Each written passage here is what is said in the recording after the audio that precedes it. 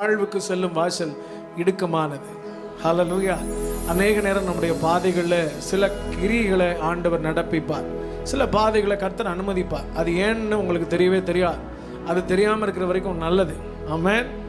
ஆண்டவர் சொல்றார், இந்த யுத்தம் உங்களுடையதல்ல, இந்த யுத்தம் தேவனுடையது, நீ எதையாவது செஞ்சு சொதப்பிடாத அப்படின்னு ஆண்டவர் அடிக்கடி சொல்லுவார். ஆமென். நம்ம சில யுத்தங்களை நம்மளே செய்வோம். நான் யாருன்னு காட்டுறேன், நான் என்கிட்ட உண்மை இருக்குது, ஆமாம் நான் அந்த தப்பு செய்யலை அப்படின்னு நமக்கு தோணும். ஆனால் எப்பொழுதெல்லாம் நீங்கள் உங்களை ப்ரூஃப் பண்ண நினைக்கிறீங்களோ அப்பொழுதெல்லாம் தோற்று போவீர்கள். Hallelujah. Don't prove yourself. உங்களை நல்லவர்கள் என்று நீங்கள் நிரூபிக்க வேண்டிய அவசியம் இல்லவே இல்லை. அதற்கான காலங்களை கர்த்தர் வைத்திருக்கிறார். ஹல்லேலூயா. ஒரு காலம் நமக்கு பதில் சொல்லும் போது அந்த பதில் நிரந்தரமாய் தங்கும். ஆமென். ஆண்டவர் சமூகத்தில் உருவாகிறதுக்கு உங்களை ஒப்பு கொடுத்துருங்க. ஹல்லேலூயா. எனக்கு ஈசாக்கு ரொம்ப ரொம்ப ரொம்ப ரொம்ப பிடிக்கும். இந்த நாட்களில் அதிகமாக நான் தியானித்து கொண்டிருக்கிறேன். எத்தனை பேருக்கு ஏசேக்கு வேணும்னு சொல்கிறவங்கெல்லாம் ஒரு ஆமென் சொல்லுங்க. இல்லையா? சரி, சித்னா வேணும்னு சொல்லுகிறவர்கள் எல்லாம், ரெஹோபோத் வேணும்னு சொல்லுகிறவர்கள், திரும்ப நான் கேட்குறேன், ரெஹோபோத் தான் வேணுமா? கண்டிப்பா அப்படின்னா ஒரு ஆமென் சொல்லுங்க பாப்பா, சத்தத்தை உயர்த்தி. சரி, எனக்கு ரெஹோபோத் வேணாம் நான் சொல்கிறேன். ஹல்லேலூயா. ஆண்டவர் சில நேரத்தில் சில விஷயங்களை உங்களுக்கு அனுமதிப்பார். ஒவ்வொரு வசனமும் ஆண்டவர் உங்களுக்கு வாக்குத்தத்தமாக சொல்லும்போது இப்படி குத்து மதிப்பாக அதை படிச்சுட்டு ஓ ரைட் அப்படின்னு கிளம்பிடக்கூடாது. முன்னாடி என்ன இருக்குது பின்னாடி என்ன இருக்குன்னு வாசித்து பார்க்கணும். ஹல்லேலூயா. ஆதியாகமம் 26வது அதிகாரம் 12வது வசனத்தில் ரொம்ப பிரத்யட்சமான ஒரு வார்த்தை இருக்கிறது. ஈசாக்கு அந்த தேசத்தில் விதை விதைத்தான், கர்த்தர் அவனை ஆசீர்வதித்ததினால் அந்த வருஷத்தில் 100 மடங்கு பலன் அடைந்தான். ஹல்லேலூயா. ஜெனசிஸ் சாப்டர் 26 verse 12 இந்த வார்த்தை இருக்கு. என்ன இருக்கு? ஈசாக்கு விதை விதைத்தான், கர்த்தர் 30 60 100 இல்லை, 100 எங்கே போனாலும் 100 மடங்கு பலனை ஆண்டவர் தந்தார். சரி, அப்படி அங்கிருந்து புறப்பட்டு ஒரு இடத்துக்கு போறார். கேராரூரின் பள்ளத்தாக்கில் போய் துறவை தோண்டுகிறார். அதற்கு முன்பதாக தன் தகப்பனாக ஆபிரகாம் தோண்டின துறவுன கிணறு தோண்டின துறவுகள் எல்லாம் பெலிஸ்தர் தூற்று போட்டார்கள், மூடிட்டாங்க. அதை திரும்ப ரீஃபர்பிஷ் பண்ணி திரும்ப தோண்டி தன் தகப்பனிட்ட அதே பெயரே எடுக்கிறார். யாரு? ஈசாக். ஹல்லேலூயா. சரி, ரொம்ப நல்லது. இப்போ விஷயம் என்னன்னா, ஈசாக்கு முதல் துறவை தோண்டுகிறார். அந்த துறவுக்கு பிரச்சனை வருகிறார், வாக்குவாதம் பண்ணுகிறார்கள். உடனே இவர் என்ன பண்றாருன்னா, இவர்கள் திரும்ப வாக்குவாதம் பண்ணவில்லை, அதற்கு மாறாக ஒரு பெயர் வைக்கிறார். என்ன பெயர் வைக்கிறார்? ஏசேக்குன்னு பெயர் வைக்கிறார். ஈசாக்கு ஏசேக்குன்னு பெயர் வைக்கிறார். அடுத்த துறவை தோண்டுகிறார், அதற்கு சித்னா அப்படின்னு பேர் வைக்கிறார். ஏன்னா அங்கேயே வாக்குவாதம் பண்ணினார்கள். ஹல்லேலூயா. ஸோ கண்டிப்பாக நீங்கள் ஒவ்வொரு பிரச்சனைகளை சந்திக்கும் போது உங்கள் பிரச்சனைகளுக்கெல்லாம் பேர் வைக்க கற்றுக்குவாங்க. எத்தனை பேர் பாஸ்டர் வைக்கிறது அப்படின்னா அகராதிலே கிடையாது, அவ்வளோ பிரச்சனை இருக்குது அப்படின்னா சரி, name your problems just for fun. 3வது இடத்துக்கு போகிறார். அந்த இடத்துக்கு பேர் தான் என்னது? ரெஹோபோத். அங்கே போகும்போது அங்கேயும் துறவு தோண்டுகிறார்கள். ஆனால் அங்கே அவர்கள் வாக்குவாதம் பண்ண வரவில்லை. அதனால கர்த்தர் நமக்கு பழுகும்படி நமக்கு ஒரு இடம் உண்டாக்கினார் என்று சொல்லி அந்த இடத்திற்கு ரெஹோபோத்துன்னு பேர் வச்சாச்சு. சரி, ஏன் அந்த இடத்துல யாரும் பஞ்சாயத்துக்கு வரலன்னு உங்களுக்கு தெரியுமா?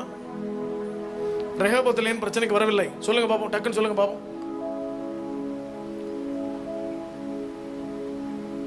இவ்வளோ அமைதியா இருந்தா என்ன அர்த்தம்? ஏன் பிரச்சனைக்கு வரலன்னா, ரெஹோபோத்துல தண்ணியும் வரல. ஹல்லேலூயா. there is no water in Rehoboth. நம்ம இன்னைக்கு நிறைய இடங்களுக்கு பேர் ரெஹோபோத்துன்னு பேர் வைக்கிறோம். யாராவது பிரசங்கம் ஒன்று பண்ணதை அந்த பிரசங்கத்தை மட்டும் கேட்டுட்டு அவ்வளோதான் அப்படின்னு. சரி, அப்படியே நீங்கள் வாசிங்களேன். 22வது வசனம் வாசிக்கலாம். 26 22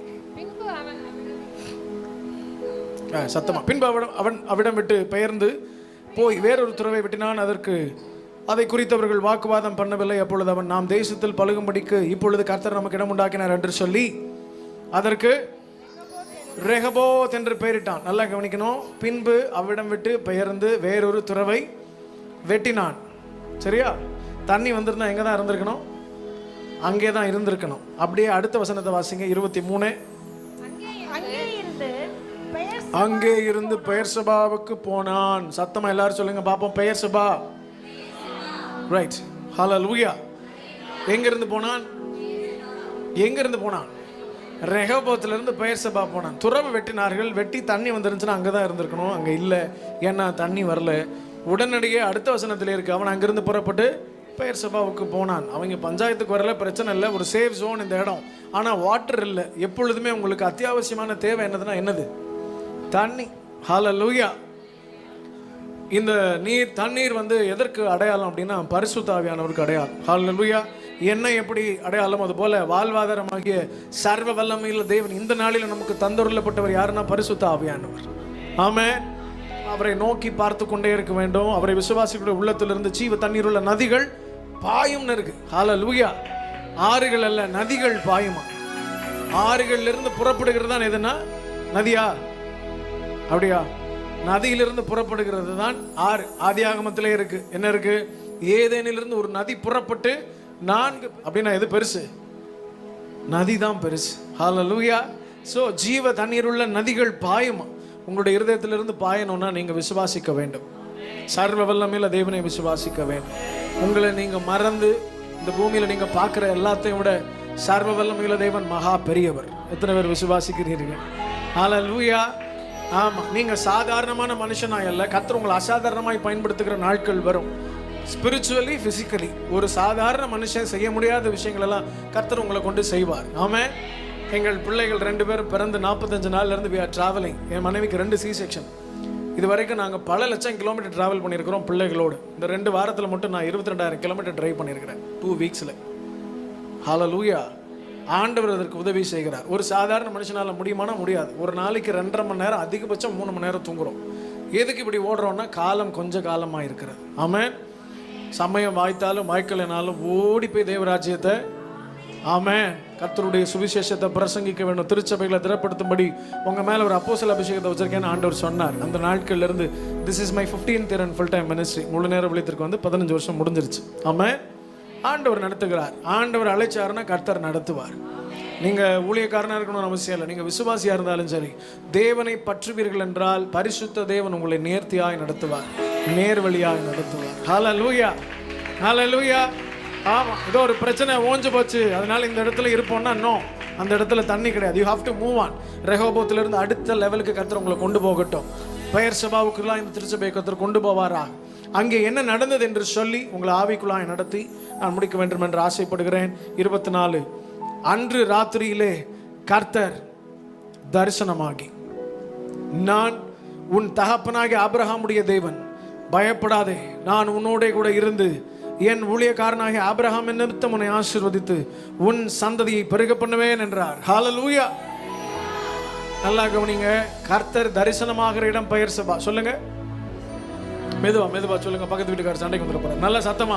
கர்த்தர் தரிசனமாகிற இடம் பெயர் சபா. ஆண்டவர் வாக்குத்தத்தம் பண்ணுகிறார். என்ன சொல்றாரு?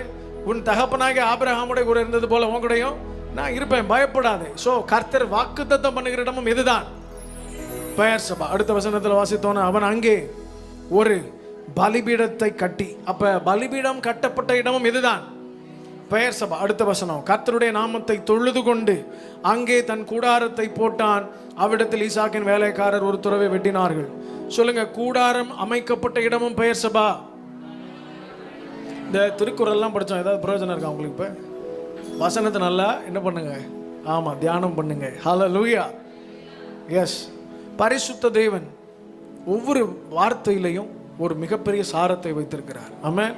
நான் வந்து பைபிளை இத்தனை நாளுக்குள்ளே முடிக்கணுன்ட்டு ரொம்ப தீவிரமாக படிப்பேன். ஆனால் 3 பேஜை தாண்டாது. ஏன்னா அதிலிருந்து அவ்வளோ பேசிகிட்டு இருப்பார் ஆண்டவர். ஹல்லேலூயா. ஆமாம், படித்து முடிக்கணும்னு நினச்சிட்டோம்னா சும்மா ரன்னு படிச்சிடலாம். ஆனால் பிரயோஜனமே இல்லை. நான் இத்தனை தடவை படிச்சிருக்கேங்க அப்படின்னு சொல்லலாம். ஆனால் அதிலிருந்து நீங்கள் என்ன கற்றுக்கொண்டீங்க, உங்கள் வாழ்க்கையில் எதை அபியாசப்படுத்துகிறீர்கள்ன்றது ரொம்ப ரொம்ப முக்கியம். விசுவாசத்தை பற்றி அப்படியே நரம்பு படைக்க பேசுறது எழுது, கீழே உட்காந்து தூங்கிக்கிட்டே கேட்குறது அதை விட ரொம்ப எழுது. ஆனால் அதன்படி வாழ்க்கையை அபியாசப்படுத்தணும்னா it will be very hard, ரொம்ப கஷ்டம். ஆமென். ஆமாம், சோதனை சகிக்கிற மனுஷன் பாக்கியவான். சோதனை வரும்போது ஆத்தாடி அப்படின்னு சொல்லிட்டு, சரி, பிசாசு எப்பொழுதுமே கர்த்தருடைய வார்த்தை வரும்போது நெகட்டிவாக அவங்க காதில் போடுவான். நம்மளுக்குள்ள நேச்சுரலாகவே சைக்கலாஜிக்கல் என்ன இருக்குது அப்படின்னா, நெகட்டிவாக நிறைய தாட்ஸ் இருக்கும். அதுக்கு பேர் என்னன்னா ஈவில் தாட்ஸ். சொல்லுங்க, ஈவில் தாட்ஸ்னா என்னது தமிழில்?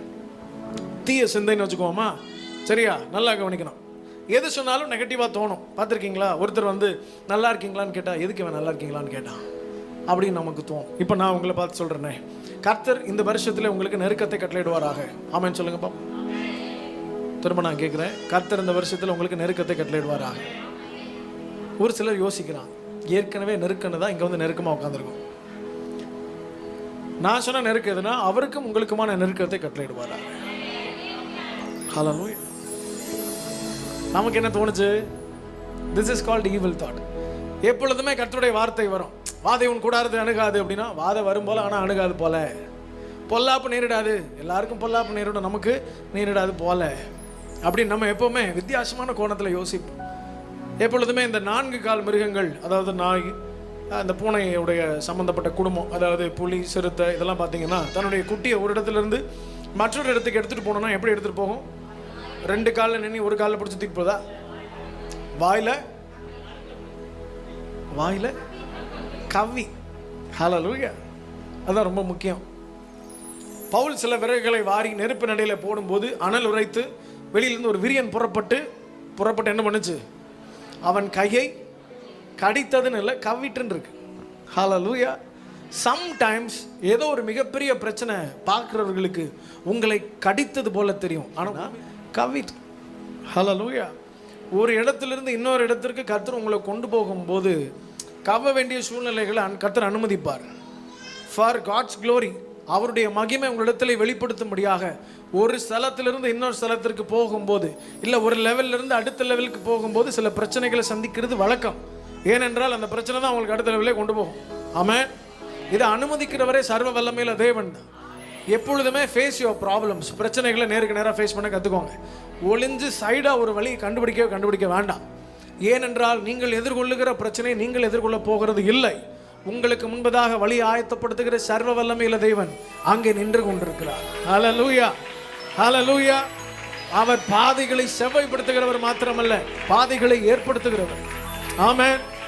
See, 2 level of anointing இருக்கு. 2 வகையான அபிஷேகம் இருக்கிறது. முதல் அபிஷேகம் பிரபுக்களோடு ராஜாக்களோடு அமர பண்ணுகிறது. இன்னொரு அபிஷேகம் ராஜாவாகவே மாற்றுகிறது. Hallelujah.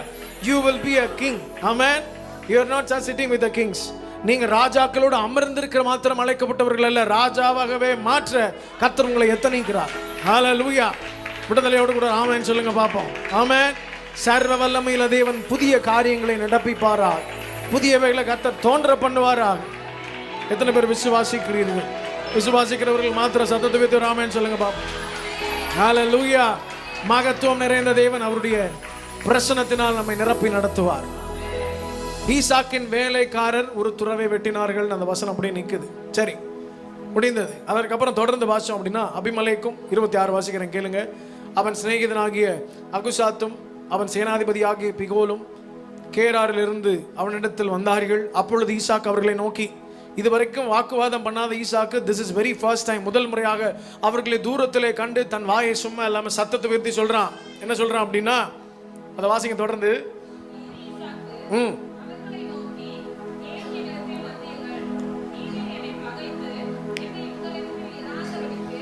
துரத்தி விட்டீர்களே என்றான். இப்போதான் விஷயம் இருக்கு. அவர்கள் வாய் திறக்கிறதுக்கு முன்பதாக இவன் வாக்குவாதம் பண்ண ஆரம்பிச்சிட்டான். ஏங்க உனக்கு தான் நான் இப்போ எந்த பிரச்சனையுமே பண்ணலையே, நான் பாட்டுக்கு வந்துட்டே இருக்கேன், நீங்கள் திரும்ப வந்தீங்க அப்படின்னு கேட்கும்போது அவர்கள் சொல்லுகிற மிகப்பெரிய சர்டிஃபிகேட் என்னென்னா, இந்த உலகத்திலேயே ஒரு உன்னதமான ஒரு சர்டிஃபிகேட் ஆண்டவருக்கு அப்புறம் யாரு கொடுக்கறதுன்னா, நீங்கள் நல்ல விஷயத்தை புரிஞ்சுக்கணும். உங்களுக்கு விரோதமாக எழும்புற ஒருத்தர், இல்லை உங்ககிட்ட பிரச்சனை பண்ணுகிற ஒருத்தர் கர்த்தர் உங்க கூட இருக்கிறாரா அப்படின்னு சொல்கிறது தான் இருக்கிறதுலே பெஸ்ட் சர்டிஃபிகேட். ஹல்லேலூயா. உங்களை நேசிக்கிறவர்கள், உங்களை சார்ந்திருக்கிறவர்கள் சொல்கிறதெல்லாம் கிடையவே கிடையாது. உங்களுக்கு விரோதம் ஒருத்தர் எழும்புறான்ல, அவன் சொல்கிறது தான் பெஸ்ட் சர்டிஃபிகேட்.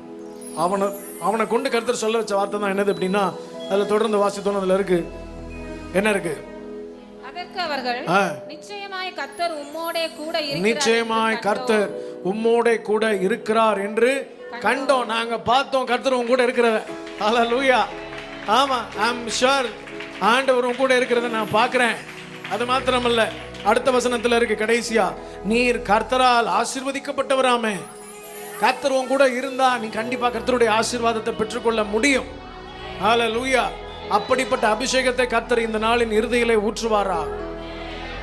ஆமென். அவன் காலமே எழுந்து அவர்களுக்கு விருந்து பண்ணி அவர்களை அனுப்பிவிட்டான். இப்பொழுதுதான் முக்கியமான விஷயம் இருக்கு. 32வது வசனத்தை வாசிங்க. அந்நாளில் தானே ஈசாக்கின் வேலைக்காரர் வந்து தாங்கள் துறவு வெட்டின செய்தி அவனுக்கு அறிவித்து. அப்படின்னா என்ன அர்த்தம்? இதுவரைக்கும் கிணறு வெட்டின கதை யாருக்கு தெரியாது? ஈசாக்குக்கே மாற்று தெரியாது. முதல் முறையாக வாயை திறந்து சொல்லுகிறார்கள், நாங்கள் துறவை வெட்டினோம், தண்ணீரையும் கண்டோம் அப்படின்னு சொல்றாங்க. அந்த துறவுக்கு தலைவர் ஒரு பெயர் வைக்கிறார், அந்த பேர் என்னது சொல்லுங்க? சேபா. ஹல்லேலூயா. அதனால இந்நாள் வரைக்கும் அந்த பெயர், அந்த இடத்திற்கு பேர் என்ன? பெயர் சபா என்று அழைக்கப்படுகிறது. ஹல்லேலூயா, ஹல்லேலூயா. உங்க பிள்ளைக்கு சீபான் பேர் வைக்கிறது பதிலாக சேபான் வைங்க, பிரயோஜனமா இருக்கும். ஆமென். எஸ். இப்போ சொல்லுங்க, ரெகோபோத் வேணுமா பெயர் சபா வேணுமா? ஹல்லேலூயா. நம்ம இதை விட்டு அந்த பக்கம் போறதே இல்லை. இங்கே நின்றுக்குவோம், இதான் கரெக்டாக இருக்கும் நமக்கு. என்ன பெரிய பெரிய ஆட்கள் அதை பற்றி தான் பேசிட்டு இருக்காங்கன்னா, so you have to read Bible. நீங்கள் தயவாக அமர்ந்து அடுத்த ஆண்டவர் என்கிட்ட என்ன பேசணும்னு சொல்லுங்க. இந்த திருச்சபை கர்த்தர் அடுத்த நிலைக்கு அழைத்து கொண்டு போக விரும்புகிறார். பலிபீடம் கட்டப்பட வேண்டும், கூடாரம் அமைக்கப்பட வேண்டும். சர்வ வல்லமையுள்ள தேவன் வாக்குத்தத்தம் பண்ணுவார். அவர் வாக்குத்தத்தம் பண்ணி அவர் தரிசனமாகி பேச போகிறது நிச்சயம். பிசாசு தோற்று போகிறது நிச்சயம். அது மாத்திரமல்ல, எதிராய் செயல்படுகிறவர்களும் உங்கள் சார்பிலே வந்து நின்று கர்த்தர் உம்மோட கூட இருக்கிறதை கண்டோம் என்று சொல்லுவார். நல்ல வாய்களை திறந்து ரேபாலா ஷெகேதாரலா ஹாம்தேரே ரிபாமலா கரலா ஷெகேதாரலா ஹாம்தேரே ரிபாமலா துரோலோ ஹோஷியதரலா ஹாதேரே ரிபாமலா தேரே ரேஹேஷியதரலா. இதுவரை கண்ட புயல்கள் எல்லாம் ஓய்ந்து போனது. இதுவரை கண்ட சத்ருவின் கிரியைகள் எல்லாம் ஓய்ந்து போனது. பிசாசு உங்களுக்கு முன்பதாக வெட்கப்பட்டு போனான். கீர்த்தியும் புகழ்ச்சியுமாய் வைப்பேன் என்று சொன்ன வார்த்தை பொய் அல்ல, அது உண்மையாம் நிதர்சனமான வார்த்தை. சத்துரு தோற்று போகிறதை உங்கள் சொந்த கண்களை காணும். எந்த இடத்தில் நீங்க கீழே விழுவீர்கள் என்று எதிர்பார்த்தீர்களோ, இந்த உலகமே எதிர்பார்த்ததோ, அதே ஸ்தலத்தில் சர்வ வல்லமையுள்ள தேவன் தம்முடைய கரத்தினால் உங்களை தூக்கி நிறுத்தி அமர பண்ணுகிற, உட்கார பண்ணுகிற சிங்காசனத்திலே உங்களை நிலை நிறுத்துகிற நாட்களுக்குள்ளாய் கர்த்தர் கொண்டு போவாரா? கர்த்தர் கொண்டு போவாரா? ரே பாபாரா ஷெகேதாரலா. தள்ளாட விடவில்லையே, தாங்கியே நடத்தினீரே. தள்ளாட விடவில்லையே, தாங்கியே நடத்தினீரே. புகழ்கின்றோம் பாட்டு பாடி, புயல் இன்று ஓய்ந்தது, புதிராகம் பிறந்தது. ஹல்லேலூயா. எப்பொழுதெல்லாம் புயல் வருகிறதோ, எப்பொழுதெல்லாம் சத்ரு உங்களுக்கு முன்பதாக பயங்கரமா கொக்கரிக்கிறானோ, அப்பொழுதெல்லாம் உங்க வாயிலிருந்து புயல் ஓய்ந்ததுன்னு சொல்லுங்க. ஹல்லேலூயா. புதிய வாழ்க்கையை கர்த்தர் உங்களுக்கு கட்டளையிடுவாரா? நீங்கள் தண்ணீரை காண்பீர்களா? So don't stuck you with your Rehoboth. தயவு செய்து ரெகோபோத்திலே அடுத்த நிலைக்கான ஆவிக்குரிய அர்த்தத்திற்கு வந்துடணும். ஆமென். ஒரு புதிய அபிஷேகத்தை கர்த்தர் இந்த நாளில் ஊற்ற போகிறார். விசுவாசிக்கிறீர்களா? ஆமென். இது எப்படிப்பட்ட அபிஷேகம்னா, கர்த்தர் தரிசனமாக தக்கதாக உங்களை அடுத்த நிலைக்கு கொண்டு போகத்தக்கதான ஒரு அபிஷேகம். ஆமென், ஆமென். இந்த தண்ணீர் ஓடுகிற இடமெல்லாம் எல்லா ஜீவன்களும் பிழைக்கும்னு போட்டிருக்கு.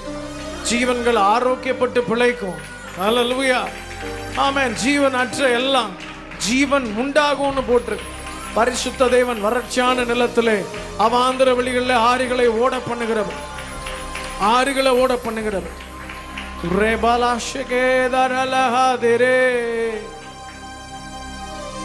இதுவரை கண்ட எகிப்தியனை இனிமேல் ஒரு நாளும் காண மாட்டீர்கள். இது ஏதோ சும்மா நான் உங்களை உற்சாகப்படுத்த பேசிக் கொண்டிருக்கவில்லை.